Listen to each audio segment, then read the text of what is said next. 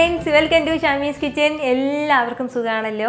ഇന്നത്തെ നമ്മുടെ സ്പെഷ്യൽ എന്ന് പറയുന്നത് റെസ്റ്റോറന്റ് രുചിയിൽ നമുക്ക് തയ്യാറാക്കി എടുക്കാൻ പറ്റുന്ന നല്ലൊരു ഡ്രൈഡ് എഗ് ചില്ലിയുടെ റെസിപ്പിയാണ് കേട്ടോ. നമ്മൾ സാധാരണ എഗ് ചില്ലി കുറച്ച് സോസ് ഒക്കെ ചേർത്തിട്ട് തയ്യാറാക്കുന്നതാണ്. പക്ഷേ അതിൽ നിന്ന് വ്യത്യസ്തമായിട്ട് സോസ് ഒന്നും മുട്ടും തന്നെ ചേർക്കാതെ തയ്യാറാക്കി എടുക്കുന്നതാണ് കേട്ടോ. എന്തിൻ്റെ കൂടെ വേണമെന്നുണ്ടെങ്കിലും നമുക്ക് സൈഡായിട്ട് എടുക്കാവുന്നതാണ്. ഫ്രൈഡ് റൈസിൻ്റെ കൂടെയോ ബ്രേക്ക്ഫാസ്റ്റിൻ്റെ കൂടെയോ എങ്ങനെ വേണമെന്നുണ്ടെങ്കിലും. അപ്പോൾ ഇതിൻ്റെ ഡീറ്റെയിൽസ് ഒന്നും മിസ്സാകാതിരിക്കാൻ വേണ്ടി എല്ലാവരും ഒന്ന് സ്കിപ്പ് ചെയ്യാതെ കണ്ടേക്കണം. കൂടെ തന്നെ ഈ വീഡിയോ ഒന്ന് ലൈക്ക് ചെയ്യാനും നമ്മുടെ ഷമീസ് കിച്ചൻ ചാനൽ ഇതുവരെ സബ്സ്ക്രൈബ് ചെയ്യാത്തവരാണെന്നുണ്ടെങ്കിൽ പ്ലീസ് ഒന്ന് സബ്സ്ക്രൈബ് കൂടി ചെയ്തേക്കണേ. ആ തൊട്ടടുത്ത് കാണുന്ന ബെല്ലൈക്കൻ്റെ ഓൾ മറക്കാതെ ഒന്ന് പ്രസ് ചെയ്തേക്കണം. കാരണം ആ ഓൾ പ്രസ് ചെയ്താൽ മാത്രമേ ഞാൻ അപ്ലോഡ് ചെയ്യുന്ന വീഡിയോസ് എല്ലാം നിങ്ങൾക്ക് കറക്റ്റായിട്ട് നോട്ടിഫിക്കേഷൻ ലഭിക്കത്തുള്ളൂ. എന്നാൽ ശരി, നമുക്ക് വേഗം തന്നെ റെസിപ്പിയിലേക്ക് പോയാലോ. നമ്മുടെ ഈ എഗ് ചില്ലി തയ്യാറാക്കി എടുക്കാനായിട്ട് ആദ്യം നമുക്ക് ഒരു ബാറ്റർ ഒന്ന് തയ്യാറാക്കി എടുക്കണം. അപ്പോൾ അതിന് വേണ്ടിയിട്ട് ഞാനിപ്പോൾ ഒരു ബൗളൊന്ന് എടുത്ത് വെച്ചിട്ടുണ്ട്. അതിലേക്ക് നമുക്ക് ആദ്യം ചേർത്ത് കൊടുക്കേണ്ടത് ഒരു 1/4 കപ്പ് അളവിൽ കോൺഫ്ലോർ ആണ്.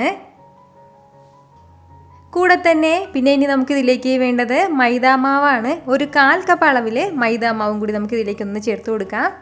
കൂടെ തന്നെ പിന്നെ ഇനി വേണ്ടത് 1 ടീസ്പൂൺ അളവിൽ മുളക് പൊടിയും കൂടിയാണ്. അതുപോലെ തന്നെ ഒരു 1/4 ടീസ്പൂൺ അളവിൽ കുരുമുളക് പൊടിച്ചതും കൂടി ചേർത്ത് കൊടുക്കാം. ഇനി നമുക്കിതിലേക്ക് ആവശ്യത്തിനുള്ള ഉപ്പും കൂടി ചേർത്ത് കൊടുക്കാം. അതിനുശേഷം വളരെ കുറച്ച് മാത്രം വെള്ളം കൂടി ചേർത്ത് കൊടുത്തിട്ട് നല്ല രീതിയിൽ തന്നെ നമുക്കിതെല്ലാം ഒന്ന് മിക്സ് ചെയ്ത് എടുക്കാം.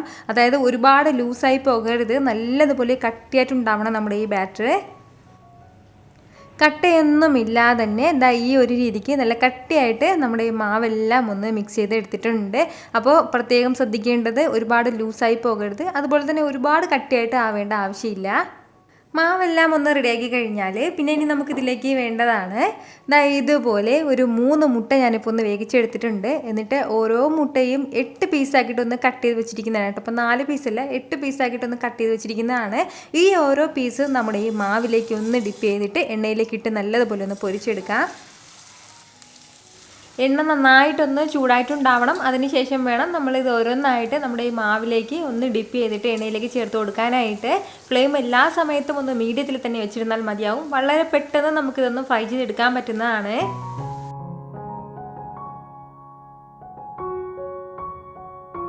പെട്ടെന്ന് ഇനി ഇതെല്ലാം നല്ലതുപോലെ ഒന്ന് മുരിഞ്ഞ് കിട്ടിക്കോളും. ഇതുപോലെ ചെറുതായിട്ടൊന്ന് ഇളക്കി കൊടുത്തതിന് ശേഷം നല്ല ചില്ലാന്നൊരു സൗണ്ടൊക്കെ കേൾക്കുമ്പോഴത്തേക്കും നമുക്കിത് എടുക്കാവുന്നതാണ്.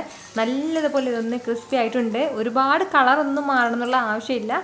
ഈ ഒരു രീതിക്ക്, അതായത് നല്ലതുപോലെ ഒന്ന് ക്രിസ്പി ആയി കഴിഞ്ഞാൽ പിന്നെ നമുക്കിത് എടുക്കാവുന്നതാണ് എണ്ണയിൽ നിന്ന്.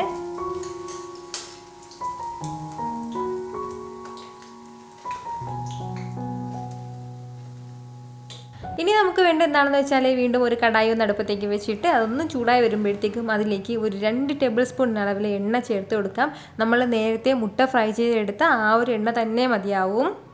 എണ്ണ ഒന്ന് ചൂടായി വരുമ്പോഴത്തേക്കും പിന്നെ ഇനി നമുക്കിതിലേക്ക് വേണ്ടത് വെളുത്തുള്ളി അല്ലിയാണ്. അപ്പോൾ ചെറിയ വെളുത്തുള്ളി അല്ലിയിൽ ഒരു 5 വെളുത്തുള്ളി ഇതുപോലെ ചെറുതായിട്ടൊന്ന് അരിഞ്ഞെടുത്തിട്ടുണ്ട്. അത് നമുക്കിതിലേക്ക് ഒന്ന് ചേർത്ത് കൊടുക്കാം.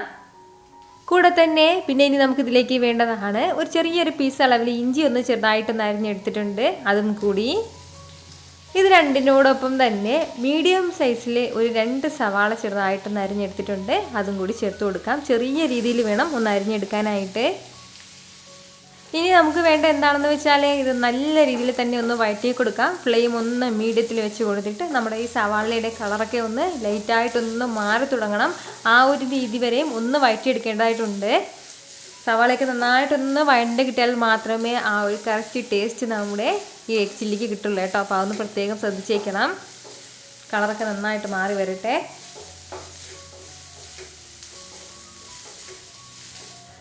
ഇപ്പോൾ നമ്മുടെ ഈ സവാളയെല്ലാം നല്ല രീതിയിൽ തന്നെ ഒന്ന് വഴണ്ട് കിട്ടിയിട്ടുണ്ട്. അതിൻ്റെ കളറൊക്കെ ഒന്ന് മാറി തുടങ്ങിയാണ്.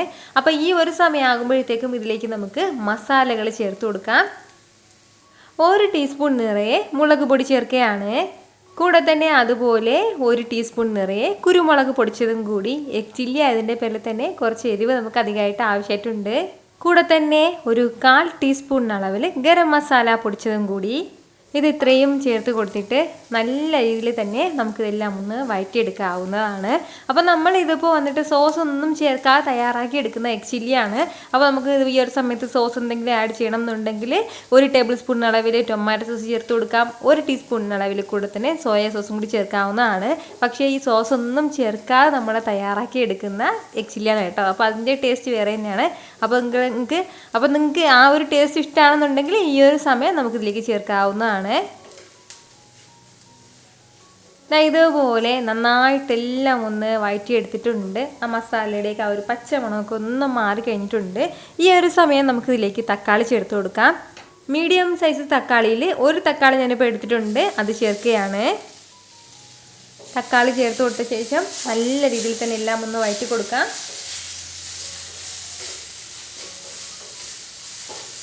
ഇതുപോലെ നന്നായിട്ടെല്ലാം കൂടി ഒന്ന് മിക്സ് ചെയ്ത് യോജിപ്പിച്ച് കൊടുത്തിട്ടുണ്ട്. ഈ ഒരു സമയം ഇനി നമുക്കിതിലേക്ക് വേണ്ടത് കുറച്ച് ക്യാപ്സിക്കം കൂടിയാണ്.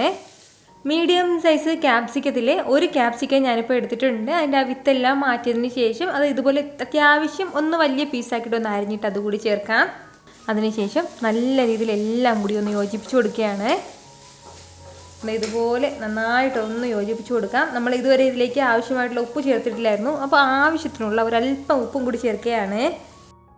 കൂടെ തന്നെ ഒരു 3 ടേബിൾ സ്പൂൺ അളവിൽ 3-4 ടേബിൾ സ്പൂൺ അളവിൽ മാത്രം വെള്ളം കൂടി. അപ്പോൾ വെള്ളവും ചേർത്ത് കൊടുത്തിട്ട് ഇതുപോലെ ഒന്ന് യോജിപ്പിച്ച് കൊടുക്കണം. അതായത് ഈ ഒരു കട്ടിക്ക് മാത്രമേ ഉണ്ടാകാൻ പാടുള്ളൂ, ഒരുപാട് ലൂസായി പോകരുത്. അതുപോലെ തന്നെ തീരെ ഡ്രൈ ആയിട്ടിരിക്കണം കേട്ടോ. അതായത് ഇതുപോലെ നിങ്ങൾക്ക് കാണുമ്പോൾ അറിയാമല്ലോ. അതായത് ഈ ഒരു രീതിക്ക് നമ്മുടെ വെള്ളം എല്ലാം ഇങ്ങനെ നമ്മുടെ ഈ ക്യാപ്സിക്കത്തിൽ ഇങ്ങനെ കോട്ട് ചെയ്തിട്ടുണ്ടാവണം കേട്ടോ. അതായത് ഇങ്ങനെ തീരെ ഡ്രൈ ആകാതെ കുറച്ച് കൊഴുപ്പോട് കൂടിയിട്ട് വേണം നമ്മുടെ ഈ ഗ്രേവി ഒന്ന് കിട്ടാനായിട്ട്. ഇതുപോലെ ഒന്ന് ഒരല്പം വെള്ളം കൂടി ചേർത്ത് കൊടുത്തിട്ട് ഒന്ന് യോജിപ്പിച്ച് കഴിഞ്ഞാൽ ഇനി നമുക്കിതിലേക്ക് വേണ്ടത് നമ്മൾ നേരത്തെ ഫ്രൈ ചെയ്ത് മാറ്റി വെച്ചിരിക്കുന്ന നമ്മുടെ മുട്ട ചേർത്ത് കൊടുക്കാം. മുട്ടയും ചേർത്ത് കൊടുത്തതിന് ശേഷം വീണ്ടും നന്നായിട്ട് എല്ലാം കൂടി ഒന്ന് ഇളക്കി യോജിപ്പിക്കുകയാണ്. അപ്പോൾ നമ്മൾ ഇളക്കി കൊടുക്കുമ്പോഴത്തേക്കും ഇതുപോലെ ഈ ഒരു രീതിക്ക് വേണം കേട്ടോ ഗ്രേവി എല്ലാം ഒന്ന് കോട്ടായിട്ടിരിക്കാൻ വേണ്ടിയിട്ട്. അതായത് ഒരുപാട് ഗ്രേവി ആയി പോകരുത്, അതൊന്ന് പ്രത്യേകം ശ്രദ്ധിച്ചേക്കണം. ഇനി നമുക്ക് ഒരുപാട് സമയത്ത് ഇളക്കി കൊടുക്കേണ്ട ആവശ്യമില്ല. കാരണം ഇപ്പോൾ നമ്മുടെ മുട്ടയെല്ലാം നല്ല ക്രിസ്പിനെസ് ആയിട്ടാണ് ഉള്ളത്. ഒരുപാട് സമയത്ത് ഇളക്കി കൊടുത്തിട്ട് അത് ഒരുപാട് സോഫ്റ്റ് ആക്കേണ്ട ആവശ്യമില്ല. നല്ല ചൂടോടുകൂടി തന്നെ നമുക്ക് ഇതൊന്ന് സെർവ് ചെയ്യാവുന്നതാണ് കേട്ടോ. അപ്പോൾ ഈ ഒരു സമയം നമുക്ക് ഒരല്പം നാരങ്ങ നീരും കൂടി ഇതിന് മുകളിലേക്ക് ഒന്ന് ചേർത്ത് കൊടുത്തിട്ട് സെർവ് ചെയ്യുകയാണെന്നുണ്ടെങ്കിൽ നല്ല സൂപ്പർ ടേസ്റ്റി ആയിട്ടുള്ള റെസ്റ്റോറൻറ്റ് സ്റ്റൈൽ എഗ് ചില്ലി ഇവിടെ റെഡി ആയിട്ടുണ്ട് കേട്ടോ. നമ്മുടെ എഗ് ചില്ലി നിങ്ങൾക്ക് എല്ലാവർക്കും ഇഷ്ടമായല്ലോ. ഞാൻ പറഞ്ഞതുപോലെ നമുക്ക് സോസൊക്കെ വേണമെന്നുണ്ടെങ്കിൽ നമുക്ക് ചേർക്കാം. പക്ഷേ സോസ് ഒന്നും ചേർക്കാതെ തന്നെ വളരെ രുചികരമായിട്ട് ചെയ്തെടുക്കാൻ പറ്റുന്നതാണ് കേട്ടോ. ട്രൈ ചെയ്ത് നോക്കിയതിന് ശേഷം നിങ്ങളുടെ ഫീഡ്ബാക്ക് എനിക്കൊന്ന് മറക്കാതെ അറിയിച്ചേക്കണം. കാരണം നിങ്ങളുടെ ഫീഡ്ബാക്ക് കാണുമ്പോഴായിരിക്കും അത് മറ്റുള്ളവർക്കും തയ്യാറാക്കി നോക്കണം എന്നുള്ളൊരു പ്രചോദനം ഉണ്ടാകുന്നത്. അപ്പോൾ ഈ വീഡിയോ ഇഷ്ടമായാൽ ഇതൊന്ന് ലൈക്ക് ചെയ്യാനും കൂടെ തന്നെ നിങ്ങളുടെ ഫ്രണ്ട്സിനും ഫാമിലിക്കും എല്ലാവർക്കും ഇതൊന്ന് ഷെയർ കൂടി ചെയ്ത് കൊടുത്തേക്കണം. ഇതുപോലുള്ള റെസിപ്പിക്ക് വേണ്ടിയിട്ട് ഷമീസ് കിച്ചൻ ചാനൽ ഫോളോ ചെയ്യാനും സബ്സ്ക്രൈബ് ചെയ്യാനും ആരും മറക്കരുത്. വീണ്ടും നല്ലൊരു ഉഷാർ വീഡിയോ ആയിട്ട് നാളെ 2 മണിക്ക് കാണാം. അതുവരേക്കും എല്ലാവരും ഹാപ്പി ആയിട്ടിരിക്കുക, സന്തോഷമായിട്ടിരിക്കുക, എല്ലാവരും സേഫ് ആയിട്ടിരിക്കണം. Take care friends.